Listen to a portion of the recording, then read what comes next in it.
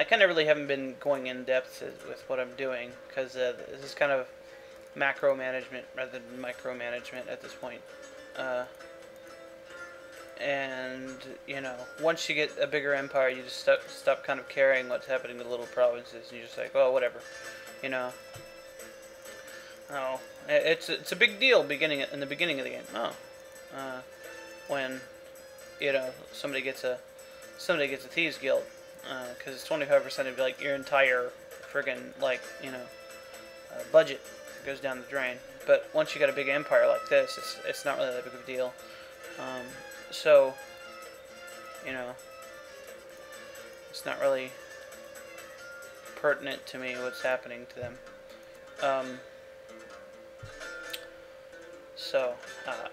Yeah, I've noticed is that it's taking them a long time for them to shuffle their troops back and forth, for one. And for two, that he's not really doing anything up here. He's just kind of sitting there, and he doesn't want a white peace, so we got a +0 relation, which is like, I don't know, it's alright. And these guys are kind of doing their thing over here. So I'm just going to kind of ignore this. I could just pull up any podunk friggin' thing out of any of my regiments and take them out. And I think my vassals are going to go put the business to him. So at the end of the year, probably around February, so I don't lose a bunch of guys to winter attrition, which, looking through some of the code, is a real thing. Like, you do lose more dudes in the winter. I thought it was just kind of my imagination, but you do. Bishopric of Theraset. Well, that's a good dude over here. And, these guys should be going over there. So, I'm going to take out provinces. I'll probably take the richer one first, which is the coastal one. And move from there. I'll probably do the other one immediately after that, or with like a 3-month lag or something. But I will definitely be giving away the province as soon as I get to make the Duke title. Uh-oh. It's the other Mongols. This might whoa. This might be interesting. Karakum. This is usually Catholic. Catholic? You serious? And it's the only one. That is weird. I mean, it's not weird because we've been conquering everything, but it's just weird. A lot of these are Catholic. What the crap? Orthodox is really getting its ass kicked. Man. Oh man. It really is. Jesus. I guess that is the issue. Anyway, or the people's interpretation of Jesus. Yeah, and they got 80,000 troops, so this could get real interesting real fast. They'll probably declare war on Khwarezm immediately. Probably the Turks, probably whoever owns this, the Cumans. So yeah, Karakhind, whatever. More likely these ones just get crushed by the Turks, like the Cumans kept doing to them. Although they're doing well now. They keep making peace with this guy. I honestly hope something like weird happens and they become like a super Jewish empire. That'd be really cool and interesting. I like seeing how the different religions play out in the game, where they move to and where they end up. I did most of this converting because of role playing as a Crusader and wanting to prevent uprisings and stuff. So, but yeah, it is interesting to see how the world ends up, and this world will be significantly different once I get to EU3, and it's going to be real exciting to see what happens there. Although I will have to do a bit of modding and converting to make it all fit. The converter has some bugs with it, so it wasn't really designed to go to EU3. In any case, end of the year, we're going to start going on them. Okay, we lost their set. So I get claims on them. Not that I need claims, because they're Muslims anyway, but although that might affect things. Yeah. We now officially do not have a hold on the place over there, so that's great. Basically just Arabia Petre. Oh right, that's this. I do eventually want this. So just Galilee, Arabia Petre, Africa, and Tunis. I'm gonna have Tunis here in a minute, and probably here Kingdom of Africa. So then I'll only have lands from these two places, and I'll be real happy once I don't have anything in the create title thing. Although, you know, expanding, you always get new stuff. So yeah, we're kind of got the two Mediterranean superpowers going here. Venice is usually is one of them, I guess. There's like 3 superpowers in the Mediterranean. Yeah. Just talk about that more when you actually start warring. Rugen became disloyal. Does not sound like a Danish name. Oh, it's Wendish. Although it's because he died. His dad was our rival and stuff. And yeah, so we'll give him some money. I don't really care that he's our vassal, but you know, whatever. I'm surprised the winds still exist. Oh. He's probably the only one. Although the Danes haven't really been, other than converting German provinces. No, this was Windish. Although the Poles have. So the winds are almost gone. Yeah. Okay, it's the end of the year. I'm gonna let it run another month and then start my war. Well, this is the future, folks. Gregor. He's not terrible. Matter of fact, he might. No. He was better than our dad. Yeah. No. Oh, he's a saint. I must have missed that. Saint Pope Murdery. Patron saint of being a douchebag. Anyway, patron saint of papal succession. Yeah, he's not bad. He could get a whole lot better with his thing. He will be a placeholder king. I have no problem with that. Will be kind of a placeholder thing. Placeholder position, I might say.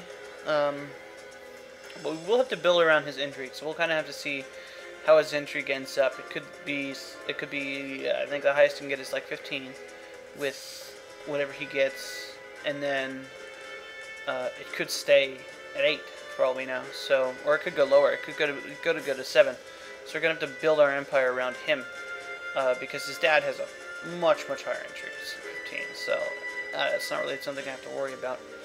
His diplomacy is good enough that I don't really have to worry about it. His stewardship is, you know, a little bit worse than ours. It's not too bad. And marshal I don't really care about since he's gonna be a placeholder, and I've had kings with bad marshals do well before. So, I mean, our current marshal's 12, and I'm gonna attack 2 provinces, and I don't really care. So, yeah, I'm gonna marry him off and let the game run for a while, and then start my war, like I've been saying I was gonna do. All right, here we're in an interesting situation. I've had one of my friends buy some mercenaries for me, so I'm gonna use them. I might as well. Although this province's regiment should be good enough. This guy doesn't seem to have a lot of troops. But, you know, they were sent to me. This guy has declared war on the County of Tripolitania. Which now owns this because that guy was, I mean, the old guy was his father. So, because of this, and I think I had already planned to do this anyway, I'm going to declare war on this guy first. I'll do that. Wait a minute. Let's check see who's allied with. Them. Okay. See if they're dumb enough. No, they're not dumb enough. And yeah, 10,000. We'll watch to see if they take control of that province. Charismatic negotiator. Good enough. We could always hope that one of his other kids does better. So, yeah. So we'll wait and finish this out. This should be over pretty quickly.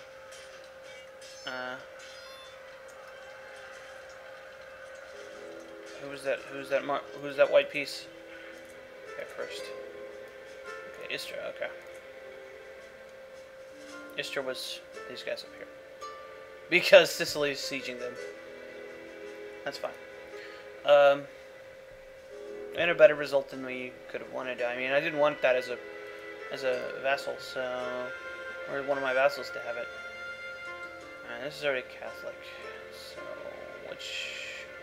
library, I think, improves the chance of culture flipping. Anyway, back to the war. This should fall pretty quickly. More laws. Nope. And I don't think this guy is... this guy even... oh, he does have troops here. I would be able to see them. Nope.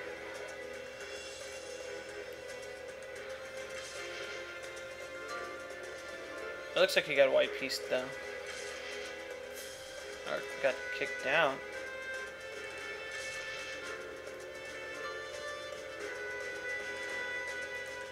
Yeah, he got white pieced. Oh, we got severely wounded. This could be trouble. Oh no. That's what you get when you have a lot of rivals. A lot of Muslim people are attacking. If a tree falls in the woods and there's nobody to hear it, this is our stuttering daughter. Shut up. She's pragmatic, which I like. I lost a friend. Or my son lost a friend, I think. Victories. Okay. We're good. Get what we want. Yeah. Alright. What's our rep at now? 1.6. Keep going! They didn't take this, so I don't really care. Ah! I want to be the king more.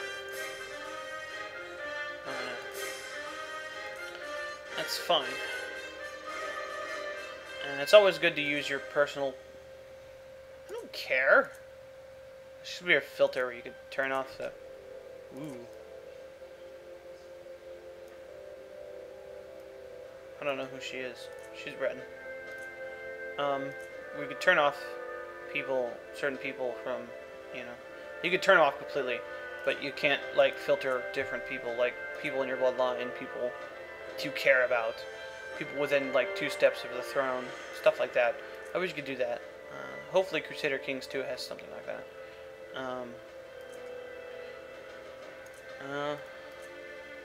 I'd like to say I'm excited about Crusader Kings 2, in a way I am, but I don't know. A lot of people didn't like Hearts of Iron 3. Caradeg, who's that? Probably one of my vestiges. No, one of my real sons. We'll see how it turns out. I'll wait till after the war to marry him off. Ooh. Duke of Cyrenacia. That is... my brother died. Yeah, Cadvalier died. That sucks. Here. That's some cash.